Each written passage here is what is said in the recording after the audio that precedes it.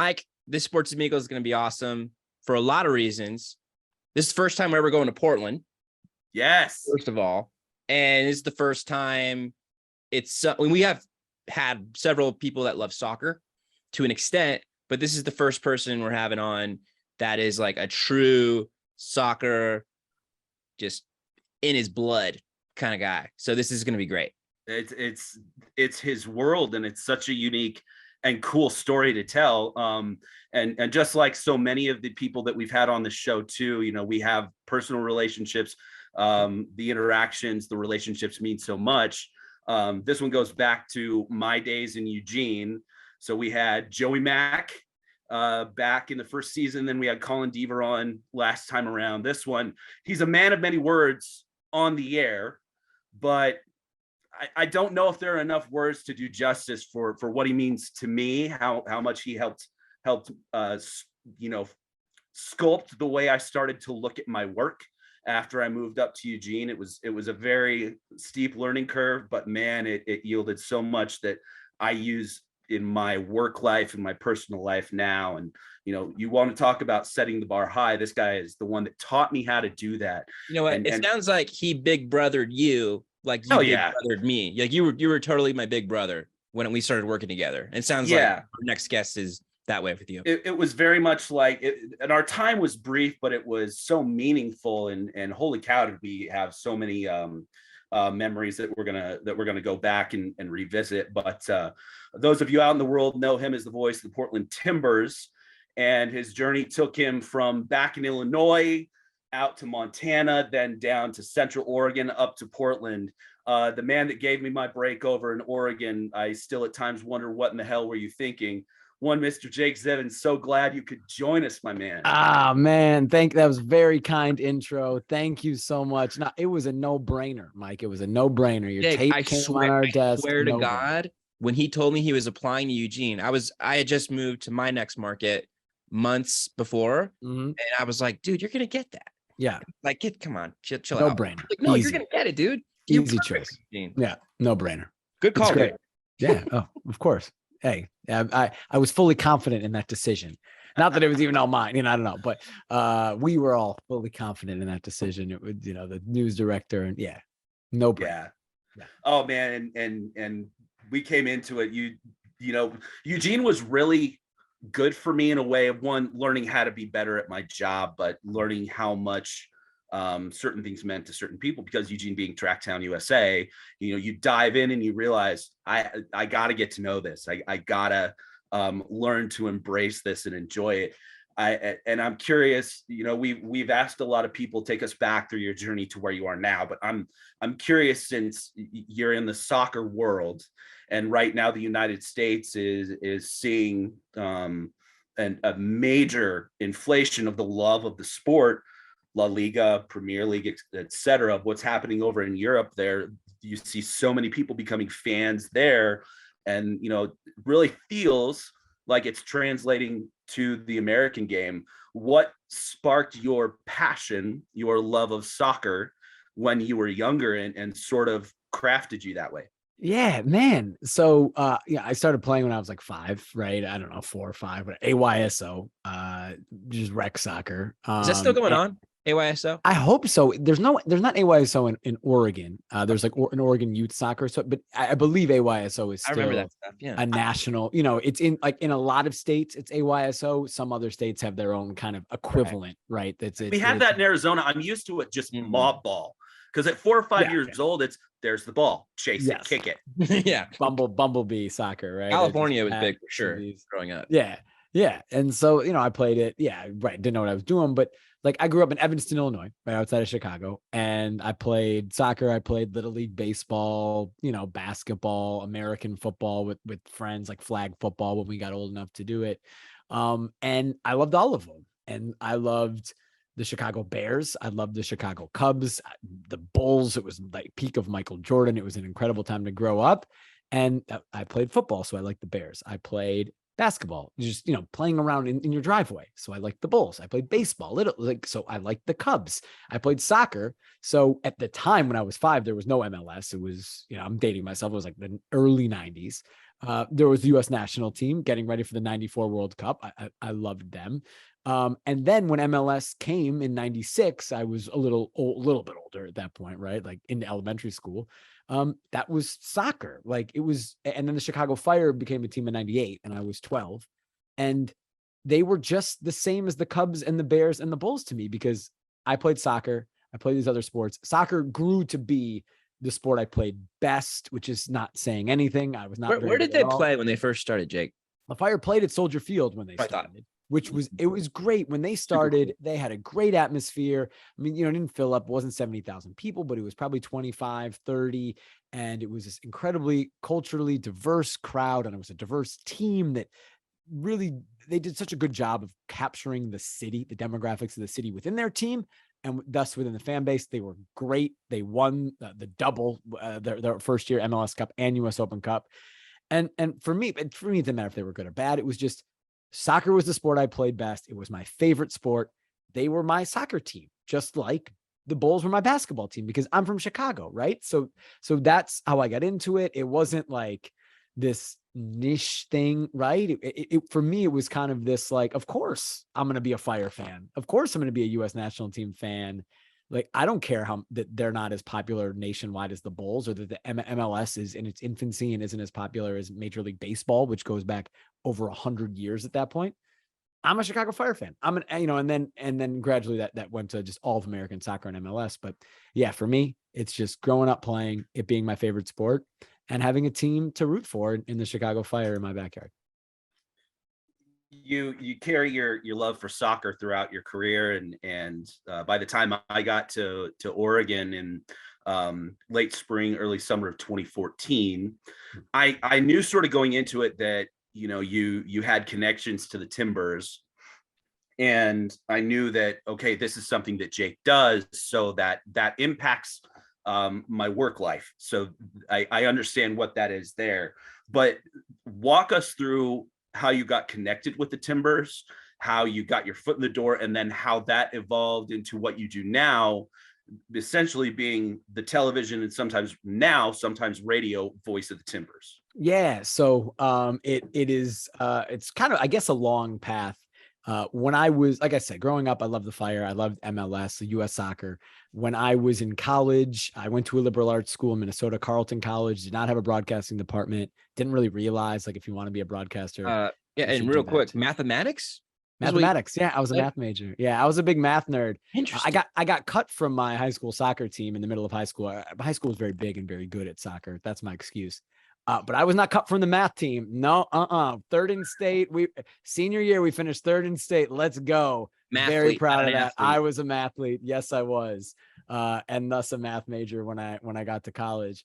Because Carleton, it didn't have a broadcasting department. I started calling games at my high school. When I got cut from the team, we had a local TV station. So I started doing it then because I wanted to. I wanted to go into sports journalism. I didn't realize, though, like, you should go to a big school that has a program to get into the business. I was like, whatever school you go to, you just try to be the radio guy calling games. I certainly feel like that doesn't hurt, but as long as you're getting reps, that's the big. Yeah, you just got to be getting reps. Exactly. And everybody's path is different. My path was, not, I didn't go to Syracuse. And honestly, if at a place like Syracuse or a bigger school, I don't know where you went, Brandon, obviously Mike at Arizona, which is a big school. Like, I feel like I would have gotten swallowed up in a big school and in the politics of trying to get, into calling games. I don't know. And Carleton, there was nobody else who wanted to do it other than my buddy, who's actually now in Austin. His name is Adam Rosso. He's a sports reporter in Austin, Texas.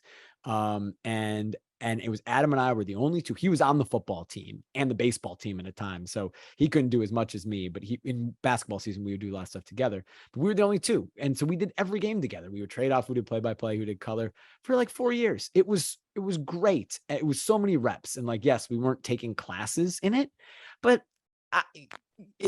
for me in this business, you just need reps, especially early on. And you need to become comfortable with your voice on camera, comfortable with your voice, on record, not necessarily on camera, but just being recorded. And so for me, like, that path worked. So I was, working in the sports information department, calling every sport on, it wasn't even the radio. It was audio through the Athletic website. It was streaming audio back in Audio the mid 2000s, audio only. Right. We were just on the cusp of video. Like by my senior year, I think we were doing some video streams, but that was 07. Again, I'm dating myself. Like internet was not very good. Streaming video was not good. But kudos to Carleton because they were doing it early. So, you know, I called soccer and football and basketball and baseball and softball, and a little volleyball. Came time to be okay, try to get an internship. I think it was after my sophomore year. And I applied a bunch of places, local news departments, RSNs, and Major League Soccer. They had an internship program in the summer in all their departments. Jake, I got to ask you, you're applying to all these places and you're a math major. Yeah. Like, what are people saying? Like, dude, you don't even major. Anyone saying like, you're not even a broadcast major. What are you doing, dude? You know, honestly, I think the only people that talked to me were MLS, so they looked past it. But the other people just probably threw my resume in the trash. Well, hey, literally, they would have back then because I don't think I was emailing people. I think I was probably physically mailing it back then. So they were literally throwing it in the trash. Yeah. Yeah, you know, when you talk like my resume did, to be fair, had like I was an assistant in the sports information department. I put together all the game notes. I wrote recaps for the school website. Eventually, I guess my sophomore year, I was the sports editor of the newspaper, the student newspaper. I eventually became the editor in chief my senior year. It was like an independent student newspaper. It was weekly. It was great. It was awesome, a great time. But you know, again, it was just kind of us doing it on our own. And I had all, you know, the broadcasting play-by-play. So it was kind of like, hey, I'm doing this extracurricularly, kind of making my own thing, but it's not a major in my school. And I really enjoyed math. I mean, it wasn't just like a throwaway. Like I loved it. It came naturally to me, and I haven't used it and I forgot a lot of it, but at the time I really enjoyed it. So it was nice to kind of have both of those pursuits, I would say, throughout college. Though the focus was always professionally on wanting to be a sports broadcaster. If I could, I had no idea, right? It's a dream. You hope you can go into it. I didn't know. I figured the math major was a nice fallback if in the great likelihood that I could not get a broadcasting job, which most people that want to go into it can't get a broadcasting job because it's hard. I'd fall back on my math degree somehow. I don't know. Yeah, I mean, you had a plan B for sure. I'm curious, you used the word dream. So was your dream to call soccer? Was that like a goal? Like, I really want to do soccer more than any other sport? Yeah, 100%. If you had asked me at 19 or 20 what my dream job was, I would say to be the voice of an MLS team. No doubt about it. I did it. I mean, I still can't believe it. Honestly, I can't believe it. It's crazy. And you know, not only that, I can't believe that there's a team like the Portland Timbers that exist in this country that I can be like the television voice of, a team that's so relevant in its market, that means so much. It sells out 20,000+ seat stadium. It's rocking. They're good. It's beyond my wildest dreams. I never would have thought at 20 years old that something like this existed in this country, and let alone that then I could be the one who could be the TV voice of it. So it has been beyond a dream, literally. Well, and yeah, that, you know, that's, yeah, I still pinch myself, to be honest. Kudos to you, man. It's great. I want to point out, this is something that I remember you telling to me when we were working together, is the Timbers have a TV setup like the way they work with, I think, still KPTV in Portland. Their setup, the way their TV product works, and the partnership they have is almost, I don't know how it is now, but it's almost second to none in the MLS in terms of how they do the product they get on the air. I mean, that has to be, you know, just one other factor that gets you a little, I don't know, pumped.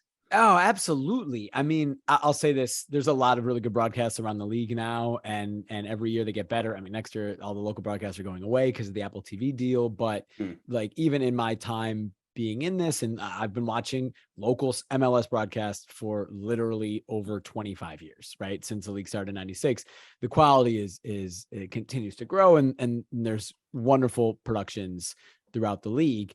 We have a really good one, and I'll put ours up with any. Our main director is the Seattle Kraken director. He is a national level soccer director as well. And if not for the pandemic, may have become a national soccer director and not gone the Kraken route.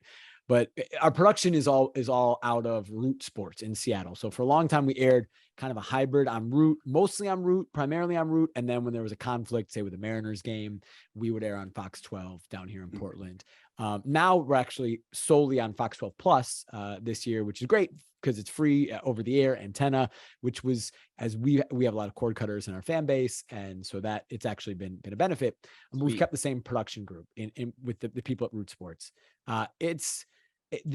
We have an NBA level truck. You know, our main producer, who's the EP of Root Sports, who for many years was our main producer. He hasn't done as many games of late. His name is John Bradford. He was the Seattle Supersonics director on FSN Northwest, riding on the team plane with Gary Payton and Sean Kemp. And, you know, the height of the Sonics, he's producing those games. Our director, I mentioned, Pat Brown, is, you know, he's the Kraken's director right now. So he's NHL level director. Our, you know, producer now who does most of our games, a guy named Pike Parker, does Mariners games for Root. Like, we have a major league level truck. Not every market does, but we do. And that's just at the top level. Everywhere throughout our broadcast, it's the same guys, men and women who are working the Blazers broadcasts, you know, every week. That's one benefit of being in a place like Portland, where there's only 2 major league teams, is that we can, like, we might not have as many people in the TV world, but we have a lot of talent, and we, both the Timbers and the broadcast, get to kind of take the top of that talent. And I'm talking, you know, camera people, I'm talking replay operators, audio, all of those things that make a really good broadcast. So we're lucky. Like, I like to say we have an NBA level truck, and not every team does. A lot do. Some have, but some, to be honest, have like high school football level trucks right around the league. And that's not, and everybody's doing their best, and they're starting out, and they're working hard, and all that. That's not meant to be a dig on any other team, but I feel really lucky that that's the group that I've been able to work with. And I think it shows. We, again, not talking about the commentary, but the pictures we put on the screen, the quality of our production is, I think, really good. And we have this incredible canvas to do it on in Providence Park, which is an atmosphere that's unreal. And so I think our crew does a really good job of capturing that as well, which is important. So it's a great production.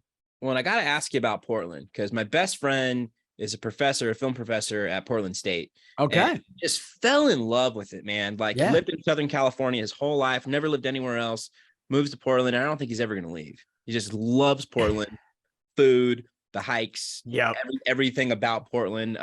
So yeah, give me your Portland, take, and what Portland means to you now. Yeah, I love Portland. My wife and I love Portland. It's me. Like, I grew up in Chicago. Chicago is great.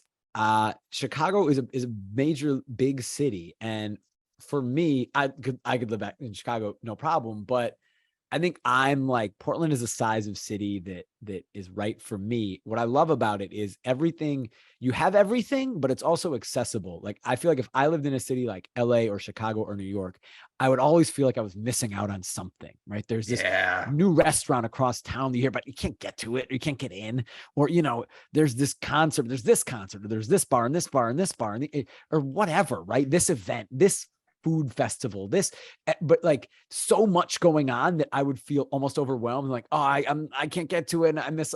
Whereas in Portland, you can, if you want to go to a restaurant, you can get to the restaurant, right? Maybe not right away, but you can get to the restaurant.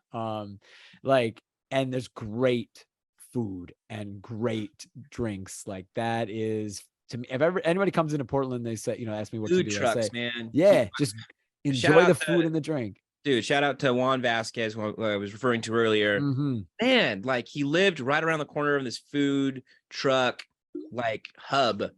And I know right where you're talking about. Jake, you and I know. All about, of course. Food there. Like, he loves it. There are like two. There are 2 spots in Portland, and if it's not one, it's the other. And it's just this like circus circle and maze of food trucks. Man, so cool. The most famous one, unfortunately, downtown is now, it's about halfway to being a Ritz-Carlton hotel. So Portland's changing, Wow. Yeah, it's the problem with The problem with a hot real estate market is any food cart pod also equals, it's carts on pavement, and developers see an opportunity, of course, but Portland's done a good job, I think, of like when that happens, of relocating the food carts and finding creative places for them. Good thing they're mobile. That's good. Yeah. Right. Exactly. That is. So it's great, man. We love it. It vibes with me, just style of life, kind of mindset of life, and values and all that are pretty much, for the most part, I'm in line with. So it's a city that I really enjoy being in. And we've been here for, man, I moved to Oregon 12 years ago in 2010 to Eugene, and then up to Portland like 8 years ago, beginning of 2015. So got a life here and friends, right? So it's great. Yeah. Yeah, man, you're rooted. I'm going back over to the soccer world, and this is always something that, kind of like what I said at the beginning of the show, that soccer in America has seen, I don't want to say revitalization, but it's like the country's discovered a love of soccer that they didn't know they had. And I'm wondering how you see, or a love or appreciation, however you want to put it, but I'm wondering where you see sort of the state of soccer and how it's changed, evolved, or sort of where it's going the last few years and sort of the short-term future. Yeah, I mean, there's still a long way to go, and that's not like a diss on anything, right? Like, I believe highly in the future of both Major League Soccer and just soccer in general in this country. It's a completely different landscape than when I grew up. Number one, the amount of access to the game is unreal, like maybe better here than anywhere else. People don't realize that if you live in England, you can't watch every Premier League game. Like the games that are on in the afternoon are not on TV, like just not on TV, not even like a Sunday ticket type of thing where you can drop $400 a year and get them all, like in the NFL, right? We can get out of market games, just not on TV in England because they want people to go to the games. Like here in the US, it's so easy to watch every Premier League game, every La Liga game, every Bundesliga game. Slovenian league, you can watch anything. Serie A, like everyone's streaming. Anything, everybody, right? So we have so much access. USL, to Brazil, Argentina. Yeah, exactly. USL League 2, if you want, the 4th division, if you want. So, and it's I'd say, of course, MLS, right? So, we're in this world that, people growing up now don't know how we had it. We had to try to like find, MLS. Some games were on. Luckily in Chicago, there were lots of games on like Galavisión and Telemundo and Univision. So I watch them in Spanish. I don't speak Spanish. I don't really understand, but you understand. Like I understand soccer Spanish, and you learned it, right? And you see where the ball's going. Yeah, exactly, right. And I love that. And this is kind of an aside, but that influenced, I think, my style of commentary in a way too, because there's a distinct Spanish language style of commentary in this country. And it like you don't necessarily need to even be watching, but when you have to watch, right? Because the energy and the inflection in the voice rises as the chance comes. And for me, that's how I try to call a game. I like that style. So yeah, anyway, like that was how we watched when I was growing up. Now you can just watch any game. So yeah, there's access. Of course, MLS with it, attendance and relevancy of teams. Players that are coming into the league in their prime is growing and will continue to. I believe that the league will be, saying one of the best in the world is a tough thing to say, but if not that, then a tier just below England, Germany, Italy, and Spain, sometime relatively soon. And that's great, and hopefully it is, and hopefully the domestic audience comes as well. And it's hard. I think MLS has a couple like. And this isn't anything groundbreaking, and I'm sure the league would say the same. A couple kind of goals. One is to grab the just general sports fan in the United States, bring them into the MLS tent that doesn't care about soccer. 2 is to grab the Euro snob, right? Who's like, they're going to get up and they're going to watch Chelsea, Man City at 6 a.m. at their local pub. But they might not go to the Philadelphia Union game down the street, even though Philadelphia is the best team in the Eastern Conference and really entertaining to watch. So kind of bringing all of those people and continuing to bring more people like that into the fold, I think, the league will do. And I think that'll only kind of grow the league. Has your philosophy, or Brandon, did you have something? Yeah, well, just real quick on play-by-play in general, because Yeah. I don't know about you, Mike, but I mean, I definitely grew up dreaming of being a play-by-play, and that's something that it didn't dawn on me at a young age that you really have to like be getting reps early, and wherever you're working, got to make sure you're still doing it. So with you, Jake, were you doing play-by-play a lot at all in Eugene as a sports director? Because I mean, I'm in a position, where like not really. the hours I work, I can't even try to if I want to. Yeah. And so what I'm getting at is for any sports reporters that watch this that aspire to do play-by-play and aren't necessarily able to do it at this point, what's your biggest advice to anyone that's, even as someone that's right out of college or someone that's been working at a local affiliate for maybe 7-8 years or longer, that, want to do it? What's your biggest advice for that in trying to juggle whatever job they're already doing? Yeah. I mean, I do think it's hard. Like, I feel really lucky how it worked out for me. I was 7 or 8 years, in the local news when I kind of jumped to play-by-play, which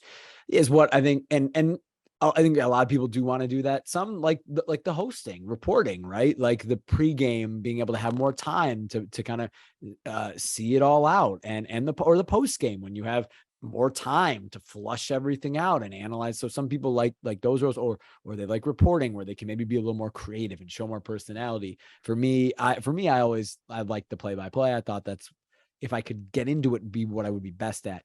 But I got lucky. Like it wasn't easy.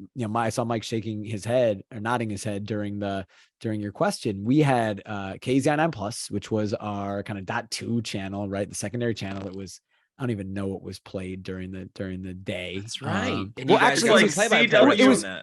it was 24/7 news when I started in 2010. That's what the whole thing was. It was KZI9 Plus was meant to be. It was 24/7 news, and it was like we call it the circle. So you would every like 4 hours we'd record a new kind of 30-minute or hour-long thing that would just get rotated throughout the day. Yeah. So we did a local high school football and local high school basketball game of the week. It was 2 cameras. One went back to the stadium through the microwave truck. The other went back to the stadium. One went back to the station via the microwave truck. The other went back to the station via a stinger on top of the microwave truck. And then it was just cut together in the control room by our director. No replays. Maybe a bug, definitely not time on the bug, but a bug that had the quarter and the score. When I was sports director, I maybe abused my power a little bit because I knew I really liked play-by-play, and I was like, I'm going to do all of them or as many of them as I can. Nice. But nah, probably not nice. But then when I'm saying I would have done it too. I started as a sports reporter, so I did like 2 years, and then I was like, what if I get the sports director job? I'm doing all of them. I did all of them, but did several. Mike, how many you did some Mike, when you were director? Mike, How often were you doing it? Were you like Jake taking all of them too? Yeah, but it changed. It morphed a little bit. Like it went from KZI9 Plus when you were there to like Me TV and like John Wayne reruns. Okay, yeah, 24 hours around the clock. Right. And then randomly Sheldon versus Thurston basketball. Yes. Yes. Hey, I want my John Wayne. What is this? Yeah. People at home were upset. Grandmas and grandpas are calling the news desk. What's going on me right now? It fluctuated so much because we were at a point sort of halfway through where we had turnover where it was me doing each game just by myself. Nobody else. Like basketball is my thing. So I could get through a basketball game easier. It's also shorter. There's a lot happening. With football, it's like all that dead time between downs. Like it just made it difficult, and those weird awkward pauses. Like, do I talk? Do I not talk? Right. Jake, were you solo too? Or do you have a color let guy? It breathe? No, we always had a color person. It would be usually one of the other sports reporters. So when I started, it was Brian Salmon and Steve Andrus. Then Eric Elkin came on, and then Steven Nelson came on, and that guy's career, I don't know where it went, but then just kidding. Steven's an amazing broadcaster, and dude, I just saw him at Field of Dreams tonight. He's Did you there. guys, Yeah, did you guys, yeah, did you guys yeah. catch that? He's covering the Field of Dreams stuff right I now. saw that he's there via social media, but I didn't actually watch. Killing it. He is killing it right now. He's great. So I made him do color. I said, you can't do play by play. No. Come on. I don't know what in 10 years. I don't care what the MLB Network says. I don't care what. No.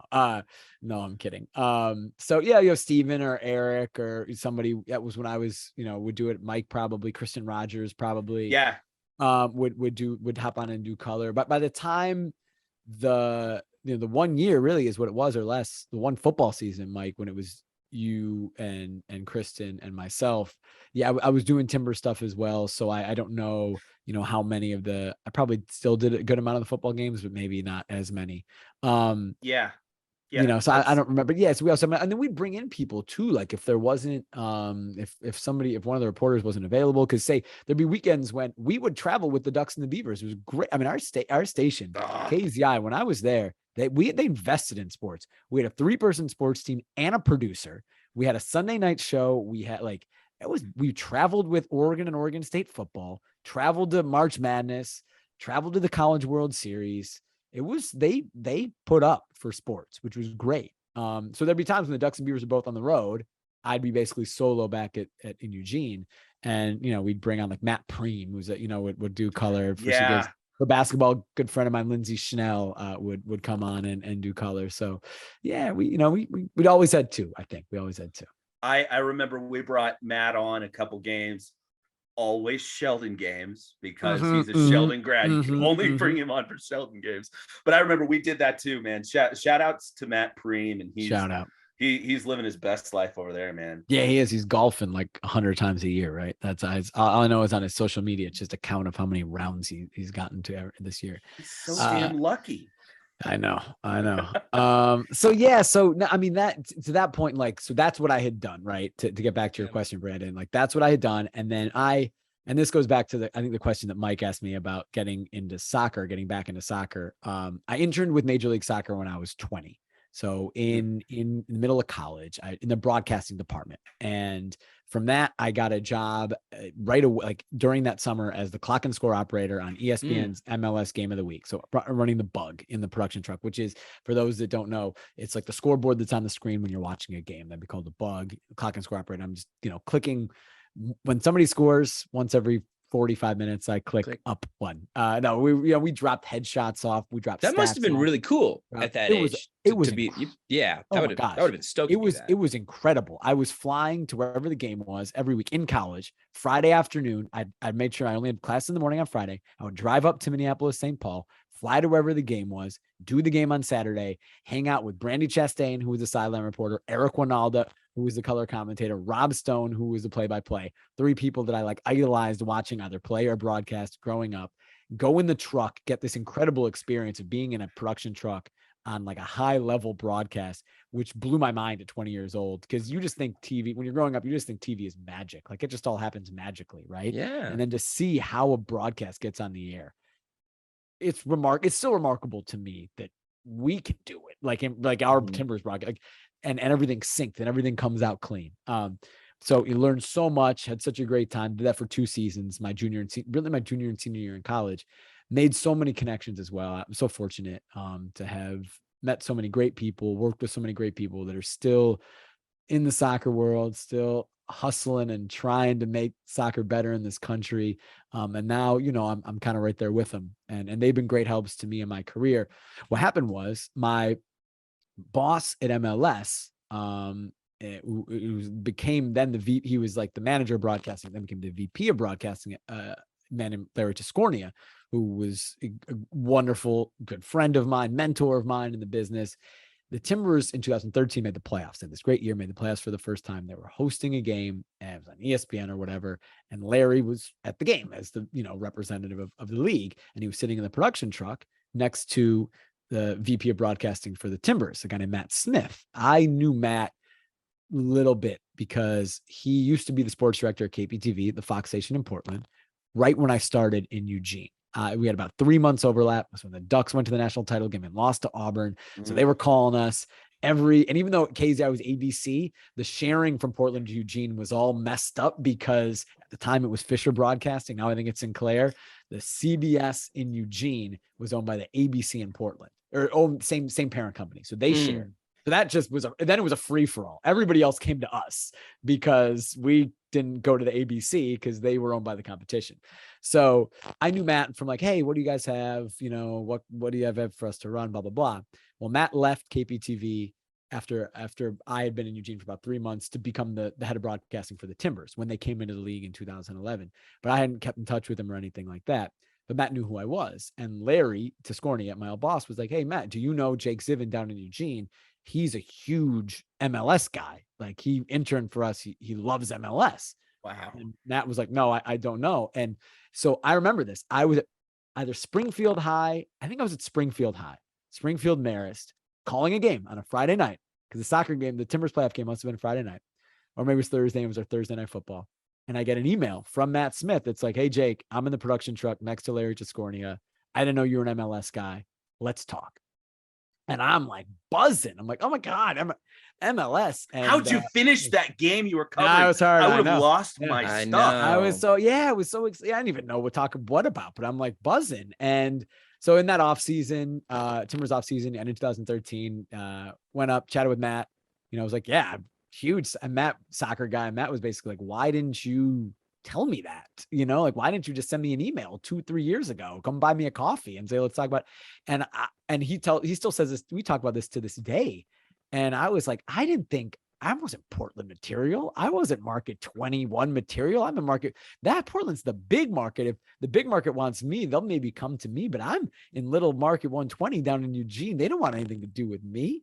Like I'm not going to bother anybody up there, you know, and big lesson I learned is go for it. Always, you know, reach out to people, try to network. Yeah, like man. that and since So like, that's my true. reflection on it. Right. Cause I, you know, it could have happened sooner, maybe not. It all worked out, but at least that connection should have been made sooner by me. So true. I should have told Matt that, hey, I'm a soccer guy. If ever you need anything, let me know. Anyway, it worked out that John Strong, who's a very close friend of mine, the voice of American soccer on Fox, had just left to go to get to be at the time it was the voice of NBC Sports, MLS and NBC Sports, which would then, you know, he would follow the rights to Fox. So the Timbers had a TV play-by-play opening. Well, they filled that with the previous radio broadcaster, Keith Blyer, which meant they had a radio opening. And I think I brought Matt a copy of a KEZI 9+ game of the week basketball game. My actual reel. Yeah, of show like, what you got. My hosting, reporting, anchoring reel, right? Which was up to snuff as it could be at the time.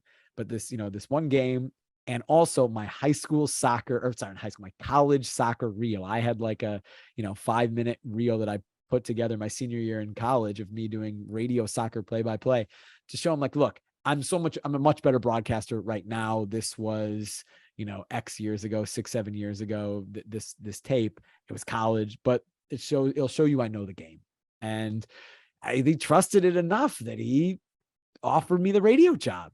The timing worked out great. My contract was up at KZI at the end of like that year, like heading into 2014. And so I was able to go to KZI and say, look, I really want to do this. Like I love soccer, and this MLS, this means so much to me. I really wanted, like, Timbers have offered me to do radio, which was not a full-time, right? It's per game thing. It was not a full-time job, not close to enough to be a full-time job. But my mindset, and it wasn't even like negotiating, I would move up to Portland and figure it out. I'd work at a restaurant. Nothing wrong with that, right? I would work anything I could to make money to be able to do this radio. So I was prepared, like, I'm doing this no matter what. And I basically went to KZI, Mark Hatfield, the news director there, and said, hey, Mark, like, I'm going to do this. I'd love to stay for another year and continue on. Like, Eric and Steven were both leaving. So I was like, look, there's going to be a big transition. I'd love to stay. We knew the Ducks were going to be great with Marcus Mariota. Yeah. Like, I want to stay for another football season. The Ducks are going to be really good. There's going to be a big transition in the department, but I'm I need to do this. You need to let me do this, essentially. And so Yeah. I was so lucky. Like I had a little leverage, like when in local TV, do the reporters, anchors ever have any leverage? Like a reporter anchor who's been there, like a 28-year-old, whatever, right? Yeah. The ones who have been in the market for 30 years, they have leverage. But like somebody in my position normally have zero leverage. I just got really lucky with the timing. That there was enough leverage. And to be fair, Mark was great. Like it was no hesitation. He didn't try to like push back. He was like, yeah, no problem. So we had it in the deal that I could do every game that Timbers wanted me to do. It was about 20 games, because when the Timbers play on national TV, the local TV commentator will go down to radio. That down's the wrong word. We'll slide over to radio. Yeah, slide radio. Do it. So so I did. It was like 20 games, and there were some Saturdays, Mike, like that I missed because I was in Providence Park calling the Timbers game. But that was, and that was so important to me. And I was like, Mark, I'm doing this.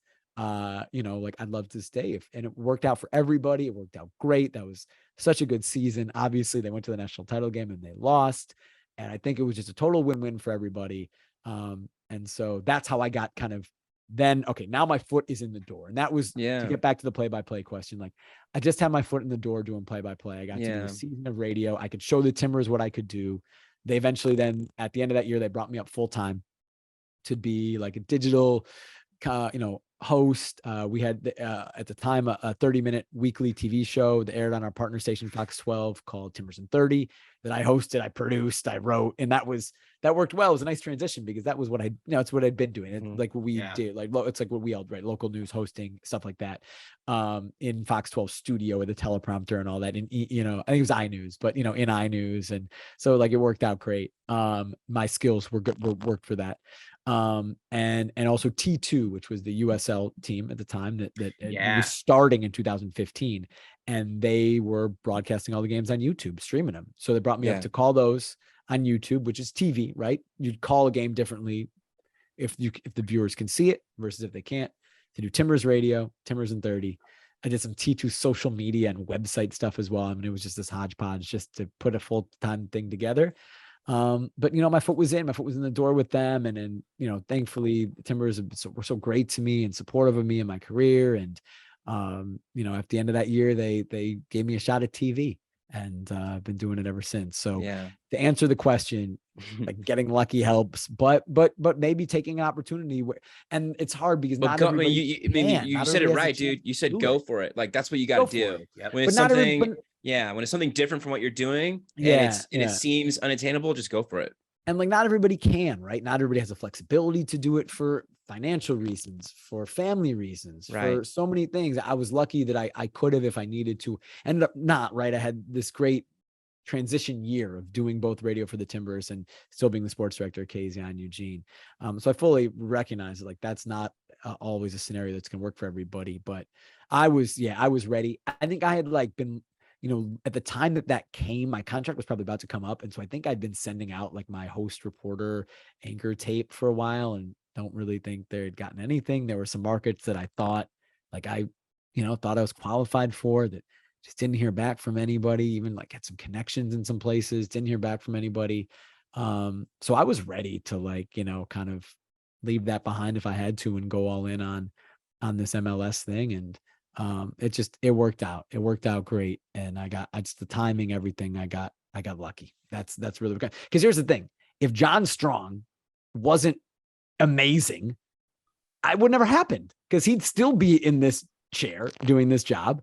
And the radio spot would have never opened, and that would never happened. Well, the best jobs in sports, I feel like people don't move on from them until they die.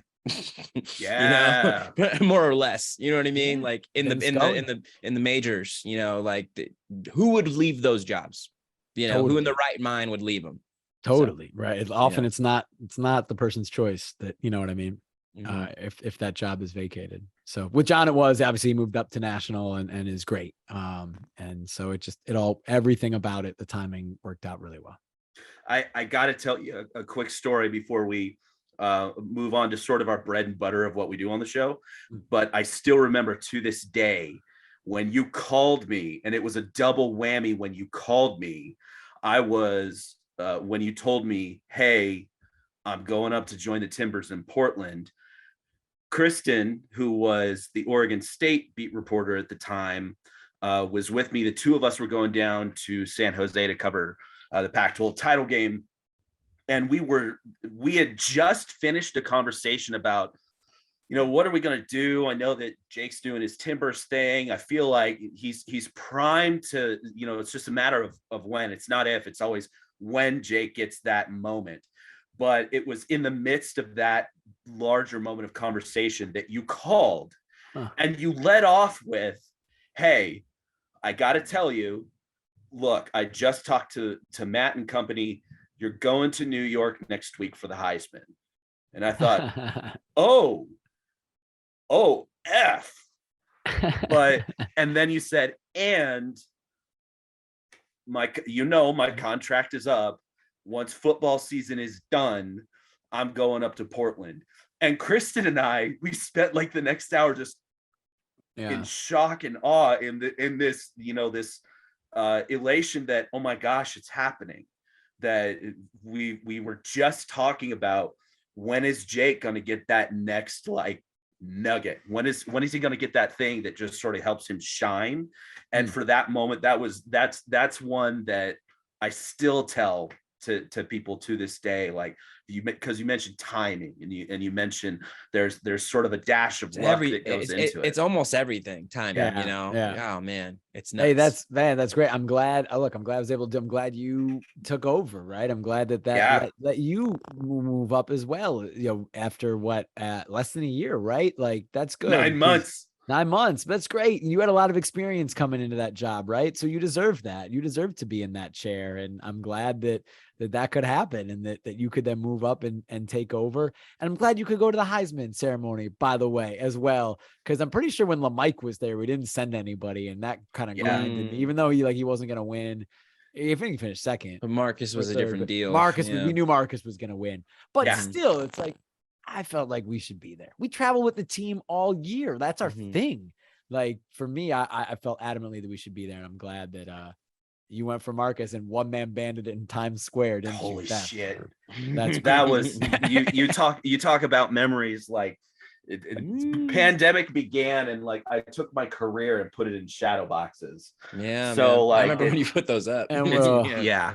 And with probably with a TV, with a live view, a TVU, right, as well, a backpack. Yes. I was the guinea pig for that whole thing. For us, like, I was the guinea pig. Washington State, I left a battery for the thing in the rental car, freaking out. I mean, leave my gear and get it. Nobody should have to one-man band that. That's all I'm saying. Like, tripod, camera, and no TV. News reporter would ever go to New York and one-man band. No, only sports does that. Only sports, yeah, exactly. I was not dumb enough to go down onto Times Square in the streets and try and do that. I would have come back with everything would have been stolen. Yes. Yeah, you would have not. I don't think that backpack would have stayed with you. No. Yeah. Brandon, I think it's time for the lightning round. The lightning round.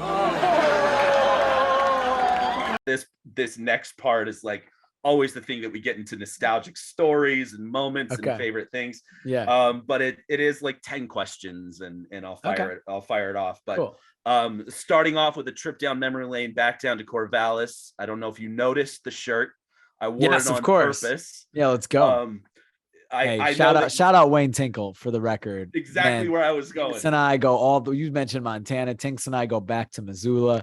What a guy. One of the best in sports. The story I want you to tell is you reuniting with Wayne at his introductory press conference at Oregon State. I know that was a moment that, if I remember right, he did not see coming.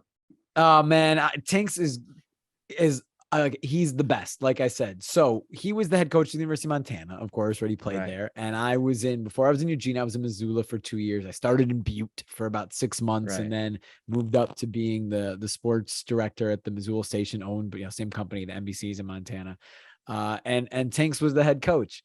He would host noon ball Monday, Wednesday, Friday in the Grizzlies gym, the Adams Center, like in their arena, with athletic department staff and the local media, essentially, like the sports guys. So we would play 3 times a week basketball at noon to 1, with the head coach of the Grizz, his assistants, like the athletic director, Jim O'Day at the time, another great guy.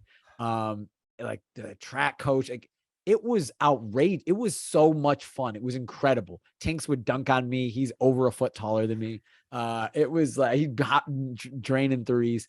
Like he's just a genuinely great I person. want to do that in Albuquerque so bad. Now that you're talking come about on, it. in the pit. You got to get. I know. I gotta going. get Richard Pitino to do this. This sounds amazing. Yeah, definitely. He'll definitely do it. I think for sure. Just tell him about it. No, it was like beyond, and in retrospect, and I think like I'll say this, Mike, you talked about Eugene like changing in some ways, like your perspective on the job and everything.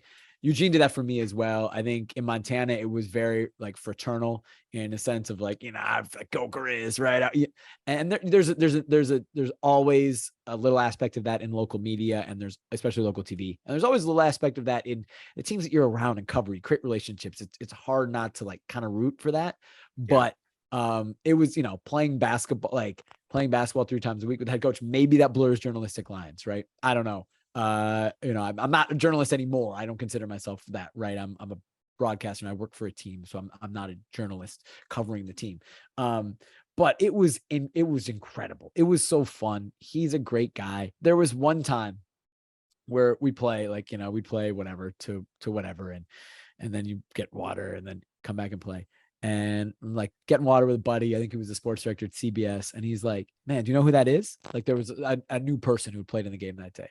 I'm like, I have no idea. He's like, that's Jeff Ament, the bassist of Pearl Jam. And I was like, what? Like, cause Jeff Ament is from Montana guy, Cool. big Grizz fan. And he like big basketball guy as well. And when it comes to Pearl Jam, it's Eddie Vedder and the rest of the dudes. So like, right. So it's no surprise you didn't know who he was. No, and I'm not like really a grunge rock guy. Like I listened to Pearl Jam when I was growing up. But I would recognize Eddie Vedder for sure, but right. Like not, but it was like, it's just moments like that. I'm 23, 24. It was so cool. So Tinks is great. I remember when he was rumored for the job, I texted him. And he trying to, I'll break this story, whatever. Like I wasn't really a newsbreaker. That wasn't really hey, buddy. Wasn't good at that. But I was like, all right, let's see if I can do this. And he's like, I can't say anything. And then to see him at the press conference was really cool. Like there are a lot of people that you're around and you cover, especially when you're not covering them anymore, you root for. There are some where it's like to a different, not a different level, but just like, I really want this person to do well. Right. Like they're a great person. And it's not as a fan. It's just like, I want this person to do well in life. And when Tinks brought the Beavers to such that deep run, what the Elite Eight it was, wasn't it? Yeah. Oh, like I was just so happy for him. I was so happy for him. He's just such a good guy. And so that was great. It was fun to cover him in 2 spots, even though the time with Oregon State was very brief. I think he got hired and then I left to go to Portland. It's pretty rare to do that. Yeah. To cover a coach in multiple markets. It really is. Yeah. That's awesome. Because you are, a proclaimed foodie. You helped introduce me to a couple of really nice places down in Eugene. Between Eugene and Portland, both places, give me a couple of like your favorite haunts that you like. I gotta hit if I'm curious more about Portland myself, but I was gonna say because my Eugene, now I'm gotta go back in the memory, and I'm not sure if any of the places we went to exist. And but we great meals in Eugene. I loved like the Whitaker district. At the time, Papa Soul Food was I'm pretty sure it's closed. Oh, like the best. There was Izakaya Meiji. I think that's still there. Incredible. Like we would go, they had like burger, bourbon, and a brew night. It'd be like $10 for a burger, a shot of ancient age bourbon, and like a beer, just like whatever their normal beer was, which made me like ancient age is like you can get it for like $10, bottle at the liquor store. It's like bottom shelf, but I love it. Like because of that, like love it. So I mean, coming off like a Lush, but like we had it at our wedding, like in like available at the bar, just because like I love ancient age, just from Izakaya Meiji. Good touch. So those are my Eugene shouts. Portland, what a food city. We are so I know lucky. that, and I know that's tough. That's a tough question. It is hard.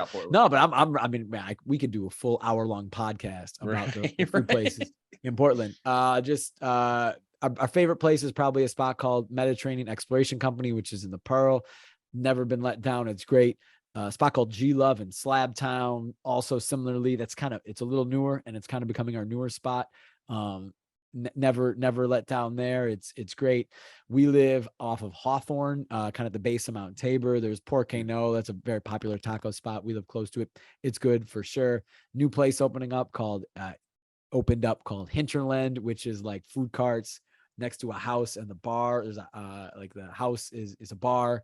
Matt's Barbecue Tacos is there, which is a super popular food truck, and a bunch of other really good ones. They have slushy margaritas in the summer. Incredible. We used to live in our apartment on Division Street, which was like, they call it Restaurant Row. We were right next to this famous Thai restaurant called Pak Pak, which is now closed. Went there all the time. Went there sometimes. Someday is a great bar. Division Wines. So I'm going to shout that out. There's a wine shop that's a wine shop and a wine bar on Division and like 35th. It is the best place in Portland. They are incredible. The nicest people. You can get a flight. It's basically like three full glasses. They'll just pour you stuff that's open. Great recommendations. Everything is good. It's just, sometimes wine can be very pretentious. I am not that type of wine drinker. It is the exact opposite of it. It is the least pretentious wine place I have ever been to. It's the best. So Division Wines, I would say, like, yeah, I'll shout them out, especially. That is our favorite place in the city. There's so many great, Oregon is just this hidden gem of wineries and places to go. You say it's not pretentious. I agree with you, because there's so many places that are just like, it feels like in the wine world they would be hole in the wall kind of places, but that's what makes it so cool. And I'll say there are some pretentious wine places in Portland for sure that we have been to. But Division Wines is not that. And like Eugene, man, like Sweet Cheeks, Eugene, I feel like the wine scene down there, the wineries down there especially are really cool and really laid back. Yeah. Back as I was coming in, as I was moving to Eugene, and you guys were turning the page on you and Eric and Steven Nelson, the guy who has no career now. I still like, there's something about like that chapter of you guys when it was you three, and shout out to Twitterless Joe Hathaway. Absolutely. Yeah. What a guy. He's now in like deep Eastern Oregon. I know. Living life, man. I know. Love it. But what are I don't, a memory or two of what made that group so special? Man, yeah, it was lucky. So the three of us were together specifically, and Joe, right, who was our producer, it was at least 2 full years, I think, and it felt like maybe a little longer. And I think we're also really close friends. Eric and Steven were both groomsmen in my wedding, and like I think we were all kind of in a similar stage at life, and we all had a similar view of like what we wanted to do. We wanted we wanted to be good, like we took the job seriously, I think is what, I don't think too seriously though, because we didn't get into like feuds with other stations, which can happen at times. It was never like that. We were great friends with the people across the time, Joe Leadingham, Phil Milani, like shout out those guys who are also really good friends of mine still. Oh, Phil Milani, who works in with the Broncos? Yeah, absolutely. The face of the Denver Broncos. Yeah. Don't give me Russell Wilson. Phil Milani is the face of the Denver Broncos. Great friend. He was at KVAL, which was the competing station when we were there. Great friend. Him, his wife, his baby boy, and his dog came out to Portland this summer because his wife is from here. We all hung out just a few weeks ago. Phil is a great guy and the face of the Denver Broncos. So let's go. So like, we weren't like serious in that regard, but we just, I think we just wanted to do a good job. We had a philosophy that wasn't even from us. It was from kind of a previous regime. Sean Shoppy was the leader, who was the EP of the newsroom, but had the sports background and was specifically interested in sports. He's now, I believe, still a producer with the NFL Network. Sean's philosophy was kind of to treat it like a beat, like it was more to compete with the newspapers than it was to compete with the local TV stations. We were at every practice every day for the Ducks and the Beavers. And we were lucky for all the crap, for lack of a better word, that Oregon got for being not media friendly. They talked every day in the Chip Kelly era. Chip talked every day after practice, every day. Like, that's crazy, right? Like Chip has this perception of being like difficult with the media. He talked every day. That is unheard of, right? He always has to get a scrum every day after practice. So we were there every day. We got fresh sound every day. It wasn't show up to the press conference, get your sound for the week, meter it out in VOSATs. We wanted to have something fresh and new, a new angle every week, every day. And that came from Sean Shoppy. That was his philosophy. I think it worked really well. I think it also kind of coincided with, well, later on, not when Sean was there, but kind of when Eric, Steve, and I were there, coincided with Twitter kind of becoming a bigger thing and a bigger avenue for media. So like we would kind of always kind of live tweet every day at practice, at post practice. The Beavers let you go to practice. So Stephen was at practice. Mike Riley, shout out to another great guy. Yes. So Stephen was there. So I think we kind of bonded over that. You know, we'd work hard and then, you know, hang out together afterwards, right? Like Saturday, I really miss like Friday nights after the blitz, right? And going and grabbing a bite to eat and a beer or two. Nothing crazy, but just like kind of winding down. Same thing on Saturday after a really busy day of covering Ducks and Beavers games. So yeah, we just, you know, I think it was the right time and we were all kind of in the same mindset and mind space. And it was really, those guys are so talented. Eric's now the main news anchor at the #1 station in El Paso, doing an amazing job in such an interesting market. He loves it there, I know. And you know, Steven, yeah, the guy's a star, superstar. So His career's not going anywhere. No, it's not, you know, somebody need to kind of, because he's got so much talent, but I don't, no. That voice is too baritone. The voice is too baritone. That's right. The hair is two specks of gray, right? Too much touch of gray. No. Man, I hope one day to get him on this thing to tell him that he is my hero when it comes to just owning the gray. Because I don't know how much it's showing up on the Zoom here, but no, it's good. It's howling for me now, and it's frustrating. But he just owns it, and I'm like, let's be like Steven Nelson, man. Like, don't be a bitch about it. Own the gray. If you would answer his freaking text messages, we could probably get him on. Steven, come on. He's too busy hanging out with Chris Rose and sorry, his phone's in a cornfield somewhere, so he's got no reception.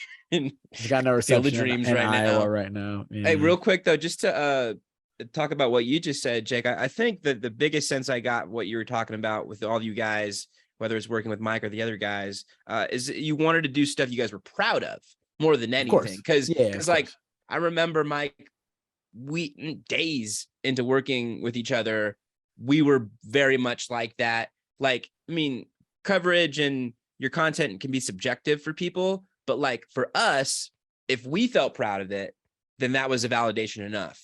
And it sounds like you guys had that. So that's great. That's good stuff. Absolutely.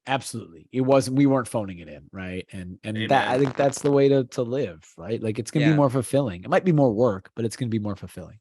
Yeah. Don't half-ass it for sure. You covered some great Oregon football teams, and Mount Rushmore has 4 faces and 4 faces only. So of those seasons when you covered Oregon football, who is deemed worthy of the Jake Zivin Oregon football Mount Rushmore? Okay, so this is just football. Is this just football, just Oregon Ducks football? Because Colin did a Rushmore of all Oregon. Yeah, I opened that Ducks. up for opened that up for him. Is it playing ability or like just who I like? You know what I mean? It could be your Mount Rushmore, I suppose. Yeah. Your personal favorites. All right. I think I got it then. So I was there from 2010 to 2015. My seasons bookended there, or till the end of 2014, right? January 2015. So my time there was bookended by their national championship loss seasons. The first one when they lost to Auburn, and it started at the beginning of that football season, very beginning of that football season, when they lost to Cam Newton and Auburn, and then 15 when they lost to Ezekiel Elliott and Ohio State. For me, so Marcus Mariota, you know, the incredible, what a player, and a great guy. One of the athletes that I feel most strongly about, like, this is actually a really good person. Most people, I'm cynical, so like there's not a lot that like would surprise me. I feel like, you know, I try to kind of be like pretty cynical, and even if people come across as really nice, I'm like, I don't know, are they really? Maybe they might be, but I just am like a cynical person, I think, in a way, or at least maybe guarded in that way. Marcus, like I would back 1,000% as being a great human being and would be shocked Comes off if that way anything from afar. Yeah. and I believe it. And I'd be shocked if anything negative came out about him ever. Other than, you can talk about his ability as a quarterback. That's not what we're talking about. We're talking about as a person. But as a college quarterback at Oregon, the guy was unreal. Second is LaMichael James, who I don't think gets enough credit for how good he was. He would have been, if he came back for his senior year, he would have been college football's all-time leading rusher. I still think, even like following Duck people on Twitter, there's disrespect. Like, look, Royce Freeman was a great back. Some of these guys now are great backs. No, LaMike was ridiculous. He was like a video game. Video game. And he was the perfect back for that system with Chip Kelly. He was ridiculous. And he was tough as nails. The dude like completely dislocated his elbow and played the next week, like just gruesomely against Cal. I remember I think I had the shot because I was the Duck Reporter of the year. It was end zone. And he like went to put his arm. He was like in a pile, went to put his arm down to like brace himself. And the elbow just like fly, like it's gross, right? It doesn't break skin, but it's like gross. And it gets popped back in. The dude came and did the press conference still with his arm in the sling, and I think like doped up on pain meds, but like just what a tough guy, so good. So shout out to LaMichael. I don't think he gets enough credit. Those are the first two, and then my two guys who did so much work with us at KZI, Terrell Turner, and the Moose. The legend, Tyler Johnstone, the host of Moose Time. Those dudes were amazing. We, again, it happened before me, but we did this weekly content, this piece where we just give one of the players a mic and we'd shoot it. But it was the same player every week. So they had like their own show. First person was Terrell Turner. That started, I think it was Steve Andrus who started with Terrell like 2000 before I got there, 2009, 2010. And then we had a few others. Jackson Rice did it. Shout out Jackson, great punter. Though Oregon at the time, not the best place to be a punter because you don't really get to do anything. You just stand on the sideline. And then Tyler Johnstone just took it to an insane level. The guy's a natural. He is funny. He is witty. He is quick. He is goofy. He was so good. And Moose Time was just the best. And so, Tyler's got his huge face on Mount Rushmore from me. I'll tell you, my Rushmore is what's yours? Marcus, Justin, Defoe, DeForest Buckner, and Moose. There those you go. Four. Yeah, but that's just looking at the guys who I covered. Like exactly. Those few years. Yeah, I covered Justin at Sheldon. Yeah, I was that's right. Speaking of KZI9 Plus, he broke his leg in one of the games. That's he was right. On our air. Yeah. I think it's like Jesuit or Central Catholic, one of the big schools. You were calling it? Calling it, yeah. And we had no idea. And Mike Boring, who was the sales director at KZ, I think he's still there, really close friends with the Herberts. I must have been negative about Justin. This is him as a junior, right? On my call, I must have been like, I don't know, saying something because Sheldon was this juggernaut. And I'm sure whoever was the guy the year before Justin was like threw for a bajillion yards. And I'm sure maybe there were a couple of incompletions and I don't know what I said. Something that wasn't like, it wasn't super negative. I wasn't crushing him, but whatever. And so Mike Boring would always get on me that like, I thought I was like the biggest Justin Herbert hater and that he would never do anything. And now every time like he does something great, I text Mike and I'm like, yep, I was right. It's remarkable. What a player. What a player. And for him to go from Sheldon to really unrecruited basically for the level that he is now, right? Relatively. Franchise quarterback now. One of the best in the NFL. Remarkable. So and similarly, I think a really good kid and a really good guy who always seemed to be really humble. Mike, I know Mike's been high on him for a long time. Yeah. Oh, big time. Because I have the exact same sentiment. Like I think I was away on a trip when he busted his leg, but man, just that. There are some guys, like I know Marcus was like this when he was just on the field, even in college, but high school guys that look like they just glide across a field are completely different. Justin, just like he was just like everything was in slow-mo for him. Mm-hmm. Everything. He was just like that. Yeah. Okay. You've you've been to so many places because of where your career with the Timbers has taken you. Do you have a soccer bucket list?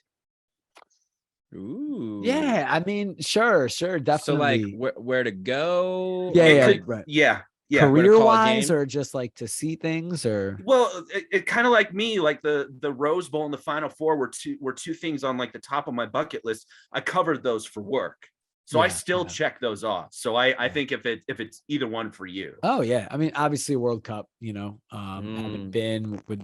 It's number one is to call the World Cup. I would It's call a coming World here Cup before we game. know it, man. It's hot. Yep, yep. I'm not even a big soccer guy, and I'm really excited about it. Now it's going to coming be here. outrageous. And from a career perspective, calling a U.S. national team game would be, on TV, like is the primary call for a U.S. national team game on TV would probably be right now, like the top of that bucket list. Calling an MLS Cup on TV.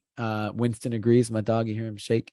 Calling MLS Cup on TV as well. I've been able to call 2 on the radio for Portland, but being like the primary broadcaster for an MLS Cup on TV and a U.S. national team game. Doesn't necessarily need to be at the World Cup, just a U.S. national team game, men or women, to be honest, would be, probably the 2 things on the bucket list from a career perspective. From a personal perspective, yeah, going to a World Cup, I don't know, again, I'm not, I'd love to go to games in Europe and everything like that, but for me, it'd be more like I want to be at, the next MLS Cup that has 70,000 people, as I was in 2018 when it was in Atlanta, and it felt like this incredibly major event. It felt like that here in Portland as well last year, and it felt like that in Seattle. I've been to one in Seattle, but just to be at like the next level of that, maybe at one point it's a neutral site and they're like, it's a Super Bowl type thing where a neutral site and it's getting 80,000 neutral fans who just want to see MLS, to be there as a fan. Like for me, my soccer perspective has always been American. It's, like our country, the game in this country specifically. And so, those would be more kind of on my list. You heard it here first on Sports Amigos. Jake Zivin is going to be calling a U.S. men's national team game. Now that's the bucket list. That means it hasn't happened and it might never happen. That's why it's on the bucket list. You know what? I am a firm believer that, at least 1 or 2 of those are going to get checked off in the next decade. I would put big money on that. Yeah. I hope you're right. Thank you. Mike's been trying to speak that into existence ever since he talked about booking you. He's like, dude, yeah, he's going places in soccer stuff. So yeah, rooting for you too, man. That'd be awesome. Thank you. Appreciate that. What's the best MLS stadium you've been to that is not Providence Park? Yeah, fair question. I would put Providence Park number 1, and that is slightly biased, but I like that it is. I think even if I weren't biased, it's just unique, and I like that. I like that it's so different. It feels like a Wrigley Field or a Fenway Park, right? It's just you're pumping me up, man. Character. Next time I go, you've got to come to Providence Park. Yeah. Well, next time I go see Juan, I'm gonna hit you up, and we're going, man. Make sure there's a Timbers home game when you're coming. Let's go. Or a Portland Thorns home game. It'll be a very similar experience. Sweet. Atlanta for MLS Cup 2018 was a different level. It's in Mercedes-Benz Stadium, completely sold out. It felt like, I was saying this off air to Mike, like it felt walking, just being in that building and walking kind of backstage, as you're going to the press box and you're doing this and went to the locker room for post-game interviews. It felt every bit as big, every bit as important, every bit as massive as the Oregon-Ohio State game at Cowboy Stadium, AT&T Stadium, as the Oregon Auburn game in Glendale, in 2010. And that's a big deal. I've never been to a Super Bowl. I never covered a Super Bowl. I don't know what that's like. A college football national championship game is a massive event. It is a massive deal. And I think the part about it that felt more like college football is like, it wasn't just a bunch of neutrals filling that stadium. In a Super Bowl, right? Super Bowls have kind of an issue, to be honest, of there being so many neutral people in the stadium that the atmosphere isn't like you'd play an AFC conference championship game in Buffalo or Kansas City. It is crazy. Or NFC in Lambeau, right? It's crazy. And then you go play the Super Bowl in a dome in Arizona. where half the seats are comped for corporate stuff. And it's Yeah, just that's a fair point. Different And atmosphere. I felt like it might have even been that way the last 2 years, even with the Rams and Buccaneers playing in their home stadiums. I feel like it was still kind of like that, even with the home team playing. It is because it's not like there's 80,000 Rams fans at SoFi. There might be 30, right? But then you got 50,000. They're just there because it's the Super Bowl and they have the money to go and the connections to go in LA. So, but this game, I mean, this MLS Cup, it was not like that. It was very partisan. There was a great Timbers section of traveling Timbers Army fans. They wanted more, and there was a controversy that they're forced to allot like 1,000 tickets or whatever to the visitors, and the Timbers Army, there were like thousands and thousands of people that were willing to go, but I think they were trying to argue like it should be percent, like the 1,000 number was based on like most stadiums fit 20,000 people. So it's like 5%, or maybe it's, whatever, supposed to be 5% stadium. Well, the Timbers supporters, like, this stadium fits 80,000. We should be able to, we should be able to have 4,000 tickets, the same percentage of the stadium easily. But it was, and they would have easily sold that.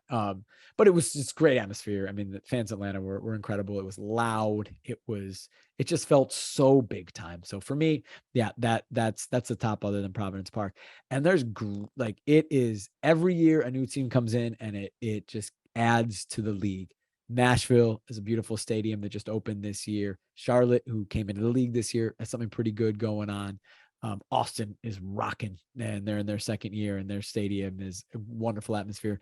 LAFC has a stadium that's rocking, and then it's got all the premium levels. The celebrities there. It feels so LA. They do a great job of that. Is Will Ferrell still in the ownership group? Oh yeah. And he's like at every game, and it's so funny. You go there to call a game, and it's just like, it doesn't even make it on TV, but like the scoreboard, like the big screen is like just cutting to celebrities, right? It's like, there's Michael B. Jordan. They're just in the middle of playing. Michael B. Jordan sitting in the crowd. There's Will Ferrell and Owen Wilson sitting in the crowd.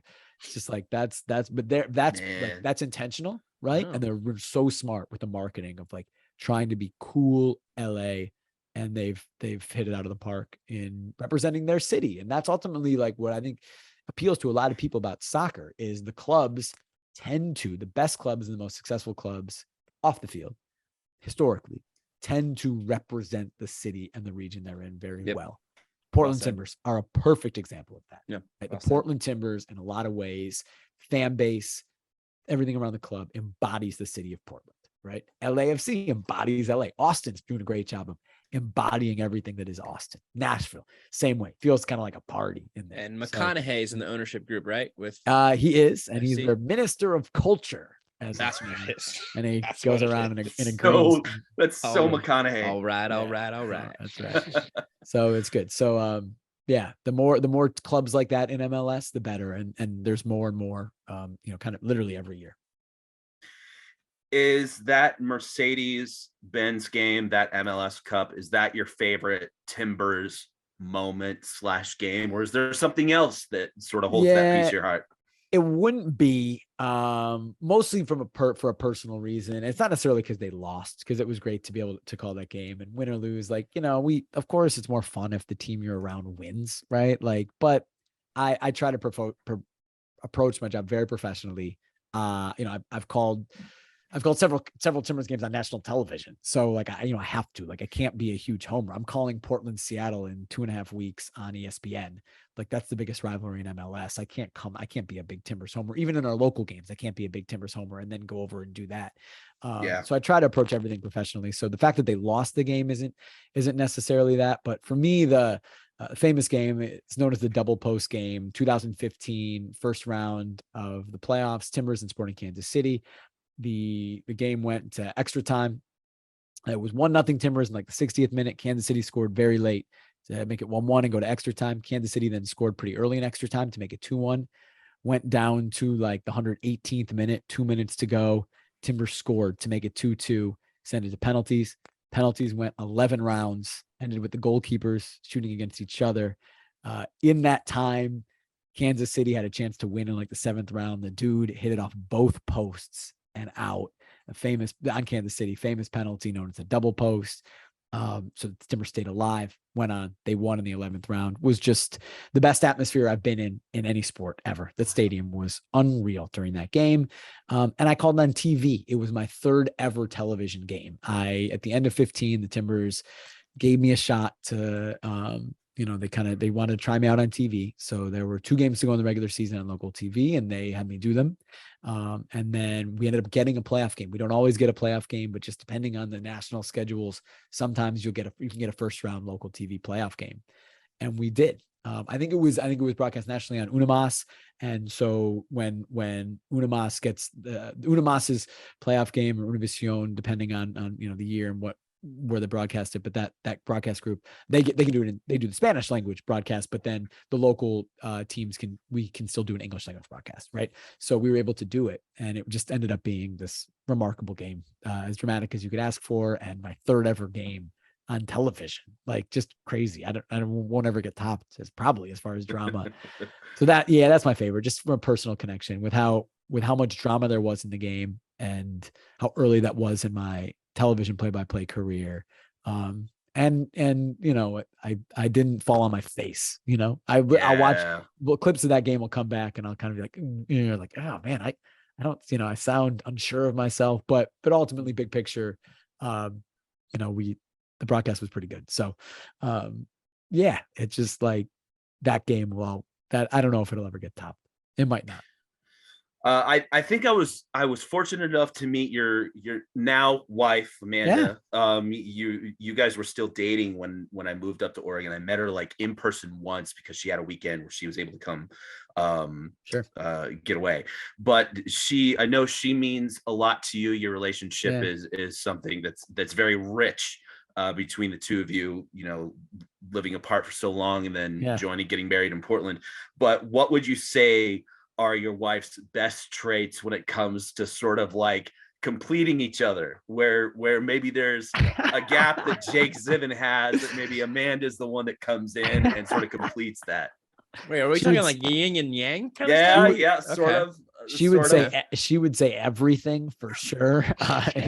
What do I not have? And she everything. No. I think we're a good pair. She's a planner. She takes initiative, and like if it were me, I would probably just like do the same thing every day. Like that, I eat the same thing for lunch every day. And even in high school, like me and my buddies, we would just like hang out in my family's house. I'm a twin brother, so like our house was kind of the place we hung out at. It was like we play like video games and watch TV, but we weren't like out like going out and partying or anything. And it was like kind of the same thing it was great, like great friends. And so that, for me, that's just kind of me. It's like routine and the same thing. And Amanda is somebody who wants to try new things, takes initiative, wants big experiences.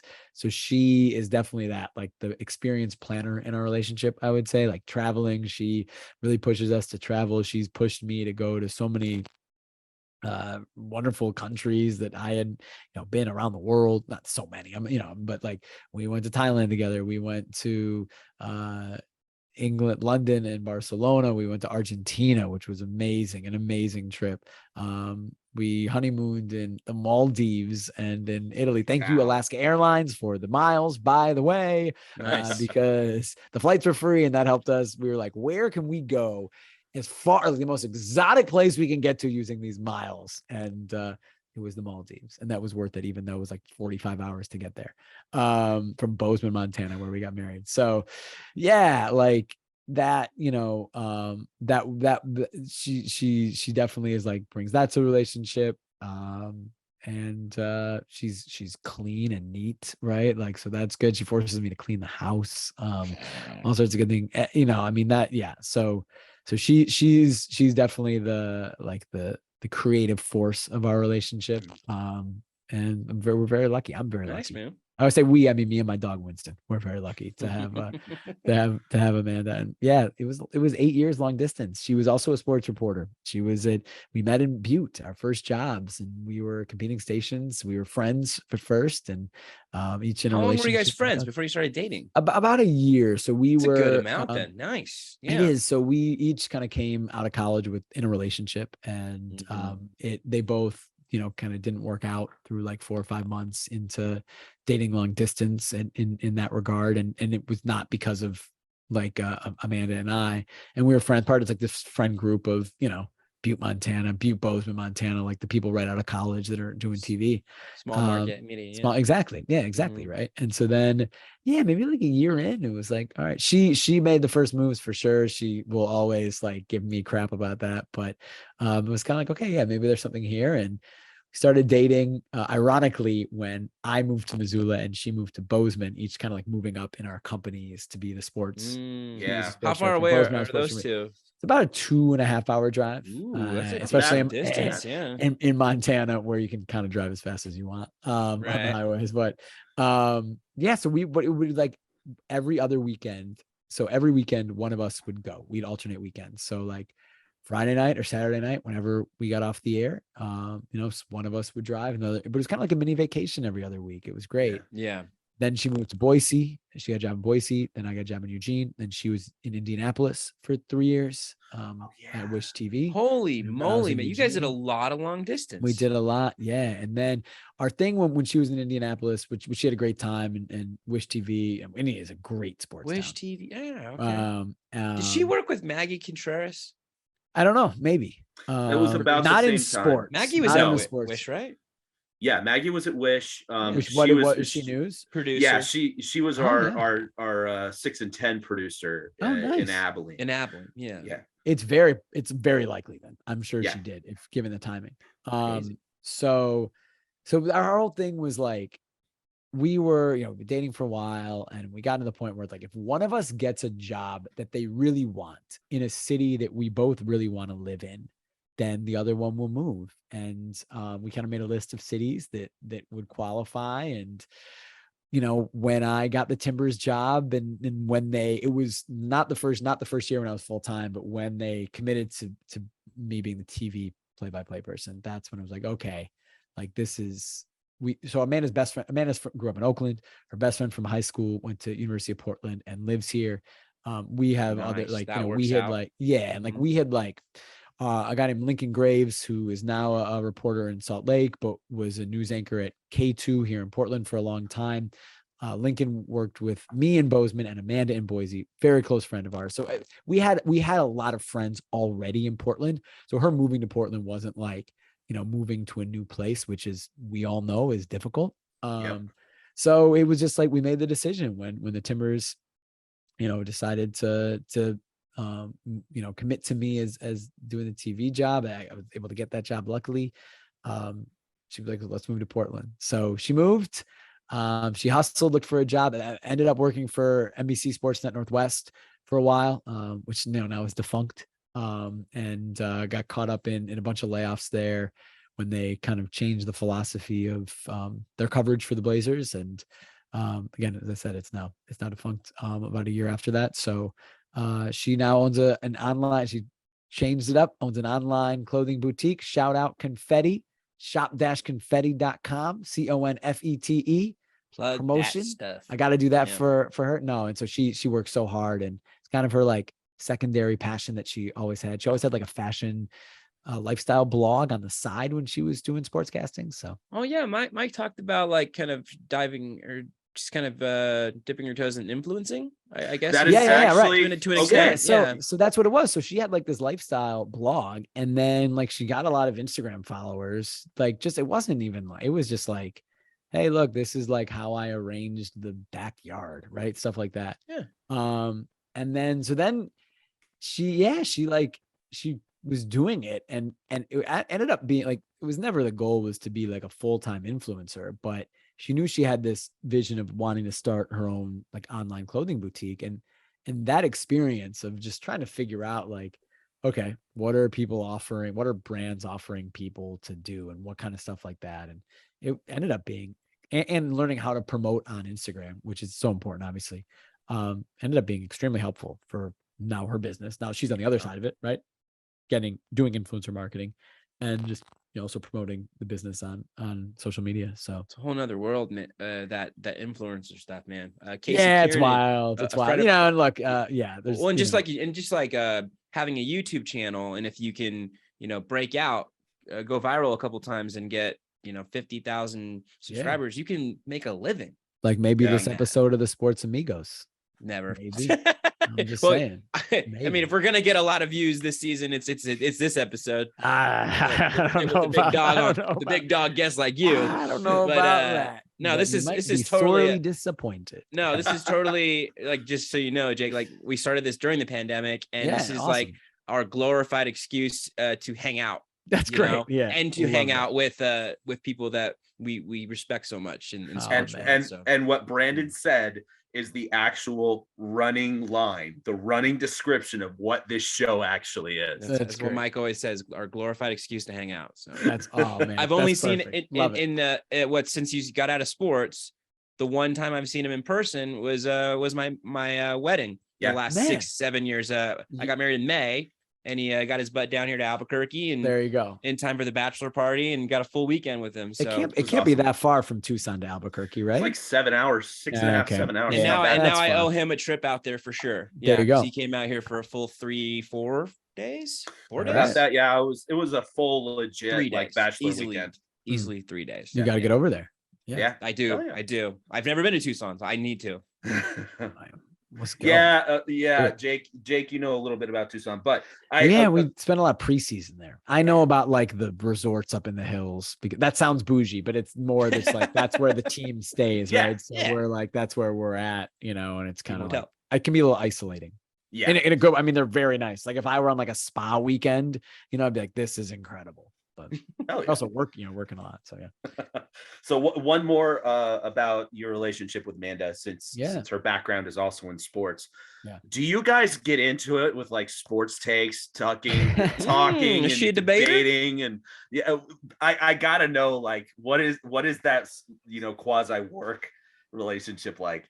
Not really. Honestly, I think neither of us are really like the hot take types when it comes to Neither am sports. I. Yeah. Yeah. But would you guys get into it with, if you're having a discussion about something sports related, do you find you two like, no, you're full of it. Come on now.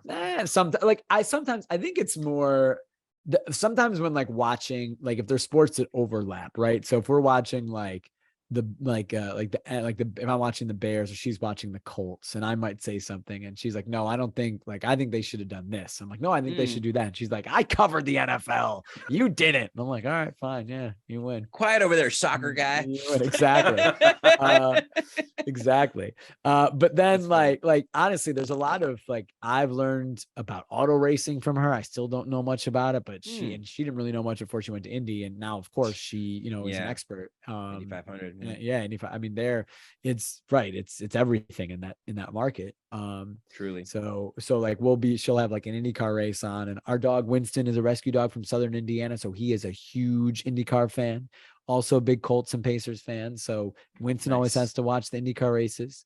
And when we're watching it, like, I'm like, I don't understand any of this. Like, what's happening? And she'll, explain it all. And soccer goes a little bit the other way as well. Soccer is less of a niche, of course, than auto racing. Just, but yeah, so that's how I would describe it. We always end on this question. It's a hallmark of what we do, and it's just fun. Everybody I believe that everybody has one of these, but this is your favorite movie that you are ashamed to admit. Wow. Yeah, guilty pleasure. Wow. Of a movie. I'm not a big movie guy. Like, we can amend it to you like can go shows. Yeah, I can go. I'll give you series. two things. I'll give you music and I'll give you television. I'll start with Nice. television. All right. Professional wrestling. I'm a big Oh, professional nice. wrestling fan from like when I was young, and I Yeah. loved it. I had to sneak it. I had to sneak Monday Night Raw and WCW Nitro. I would tell my parents that I was getting so you couldn't watch TV until you got your homework done. So on Mondays, I would say, I gotta get my homework done because I want to watch Monday Night Football. And then I would go into the room with the TV and I'd watch wrestling, but I'd have Monday Night Football on the like return button, like the last button on the Wait, remote. they didn't want you watching wrestling? So they didn't want me watching wrestling. Yeah. I don't know, whatever. So I also wait, I at didn't that- I didn't at that watch point, like was an it like R-rated Stone movie Cold? until I was probably like 16. What era was Yeah, that when we were sure. talking? Generation X, Stone Cold Yes. Steve Austin, 90s. Attitude Era. Yeah, late Yeah. 90s. Exactly. Yeah. But even like earlier 90s, like our babysitters, I remember would like sneak us like old VHSs of again, like, and it Nice. wasn't even like early 90s wrestling was like cartoonish, right? It wasn't until like the Yes. late 90s where it got Yeah. a little bit more like edgy and like maybe Yeah. kids should be watching it.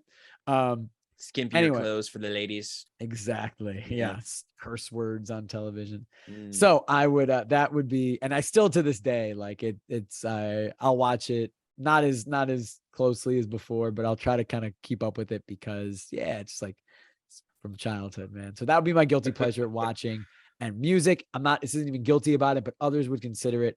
Carly Rae Jepsen. She is an incredible pop artist. People should listen to her. She's not a Nice. one-hit That's wonder. a hot take. That's Not not a one of the one-hit hottest wonder. takes we've ever had on sports. Go Amigos. listen to Emotion, the best album of the 2010s. That's Wait, my this final is word. the Call Me Maybe girl, right? Yes, it is. And she's Yes, not a that's who one-hit we're talking wonder.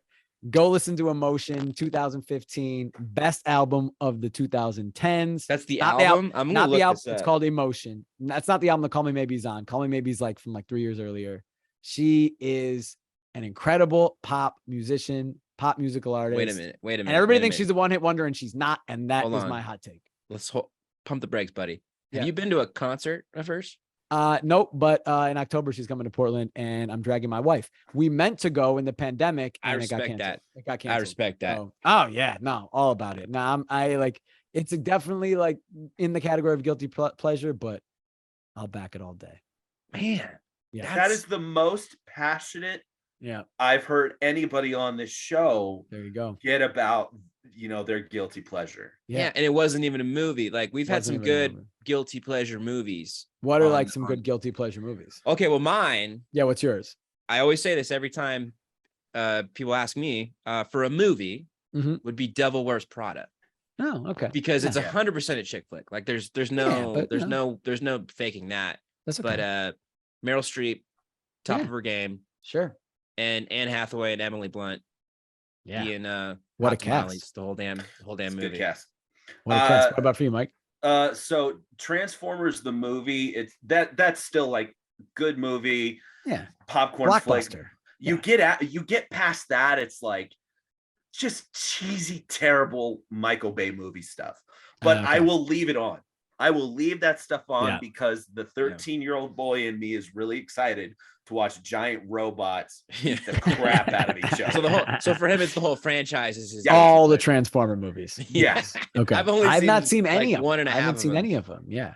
Yeah. That's what I'm saying. I'm not a big movie guy. Yeah. Yeah. We'll see. My wife and I will try to watch all the movies nominated for Best Picture.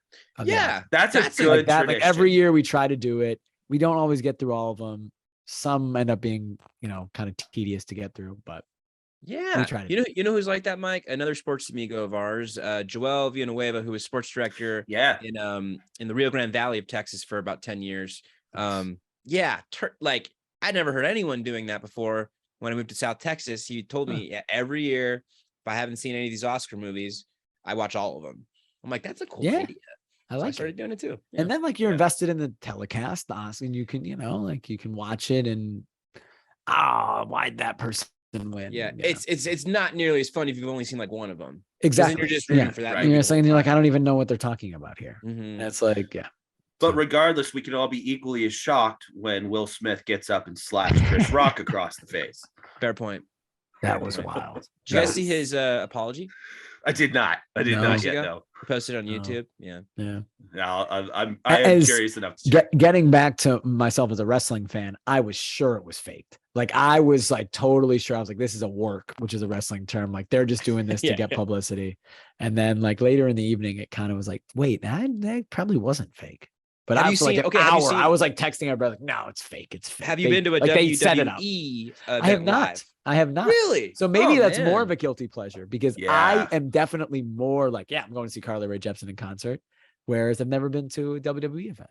Well, there's So- levels of diehard wrestling fans because I have Yeah. a friend out here who Mike now knows was in the bachelor party. A friend Fred, who is a radio guy out here in sports, goes to every WrestleMania. Nice. Yes. Just went to SummerSlam in Nice. Nashville. Yeah. Yeah, every Party WrestleMania. town. no matter where it is. He goes and he watches every wrestling show, whether it's WWE to what is the one kind of below it? There's AEW now. AEW. It's just started. Yeah. Watches started all a few that. years ago. Yeah. So yeah, you're at a high level, but yeah, I think next level is going to see next level is going to see it. I had That's seen awesome. I'm at that with Carly Ray. For SmackDown. Sure, no doubt. SmackDown is still SmackDown. one of the Yeah, things. sure. You've been to Yeah, SmackDown. Staples Center. Saw that in like Ooh. 2002. You're ahead of me then. 2000 or something. Yeah. How Yeah, was it was that? awesome. Good show. Good time. The Rock wasn't Yeah, in the wow. whole episode, and then the very end Oh. runs up and Rock Bottom's Kurt Angle. Yeah. Wow. That was badass. That's Yeah. incredible. I mean, it's So not. I got it's to not. see the Rock. It's like, not at that level anymore. Yeah. I've only seen right. one show, but I got to see the Rock at least. That's all so you need. Yeah. You've just like it's all downhill from there. Yep. So yeah. Don't need to go again. Right. Jake, I told you about this right before we jumped on, That's but right. we've reached the conclusion of this wild and fantastic journey. Okay. Is this Sports Amigos episode? But I have to say thank you from the deepest parts of my heart for doing this with us and taking us back on a trip through memory lane. But this has been a blast. I mean, we each came up with a list of people that we wanted to have on this show when we first got together and started talking. And Back in 2020. In 2020, you were on my list. So I was 2.5 years down the list. That's not bad. I know. No, to be fair, I don't know. Yeah, Mike probably didn't tell you. We haven't done it in like a year. We've done like Colin was our first episode in a year. I am honored to be invited. It was a blast. Totally kidding.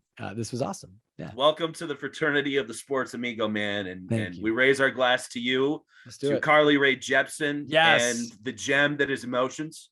And give it up, gents. Thank you so much, Jake. Cheers. Nice. Cheers, you guys. Proper.